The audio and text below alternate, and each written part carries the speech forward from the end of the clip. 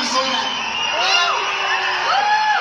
Ajith sir and Adhik sir, without your permission இவங்களோட அன்பை பார்த்து இதையும் நான் சொல்லிடுறேன். ஓகேயா? அஜித் சார் படத்துல குட் பை டக்லில ஒரு பாட்டு பண்ணிருக்கோம். அதுக்கு அவர் ஆடி இருக்காரு பாருங்க.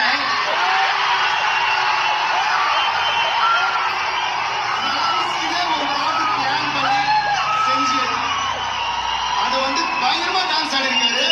நான் பார்த்து மிரண்டேன். நான் இப்ப பேசுறது மாதிரி குட் பை டக்லில பாட்டு